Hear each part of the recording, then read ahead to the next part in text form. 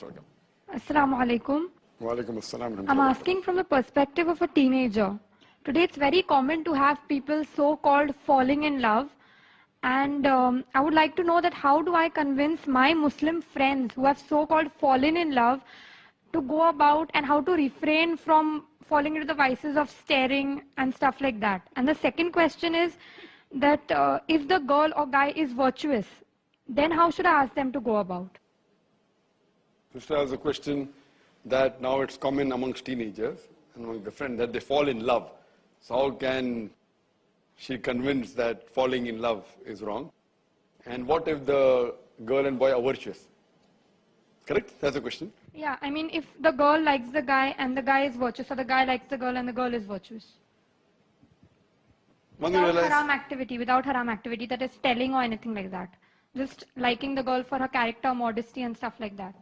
First thing that normally when teenagers fall in love, normal style, so how can you convince it's wrong? And on the other hand, if they are virtuous, then is it allowed without staring, without haram, is it allowed or not? First, the general category of falling in love, how does it come about? It comes about by breaking the hijab level. It's not like that, sometimes wonder, why is this girl choosing this boy? The boy is so ugly. And so, this girl is so ugly. So it is when you talk, you start liking things, it may be weird.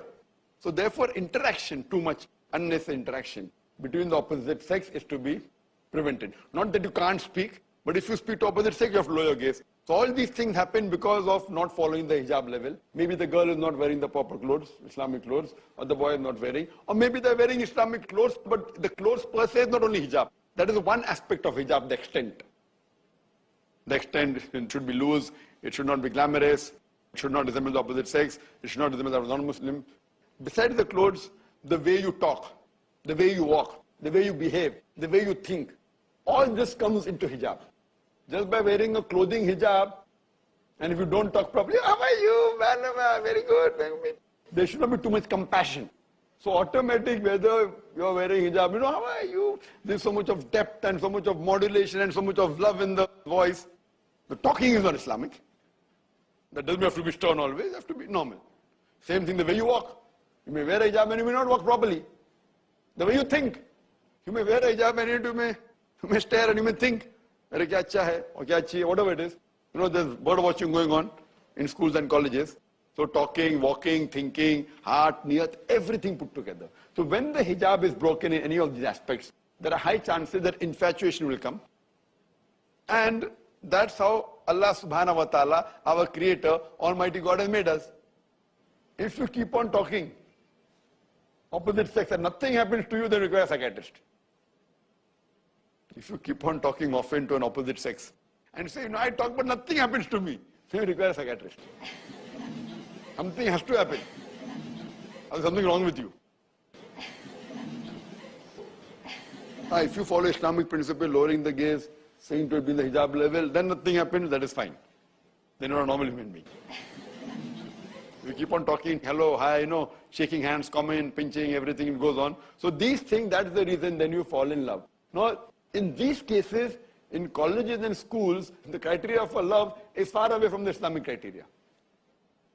99.9% it is not virtue. If it was virtue, one of them would have stopped.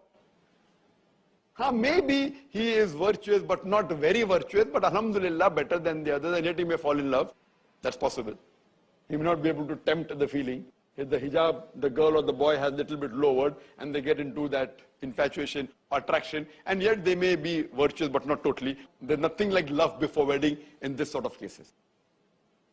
So there's nothing like LBW, LBW you have in cricket. Nothing like love before wedding in Islam.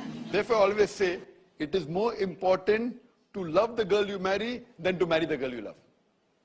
It is more important to love the girl you marry than marry the girl you love.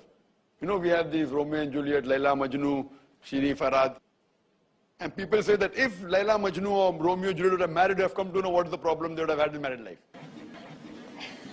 So it's always more important to love the girl you marry than to marry the girl you love.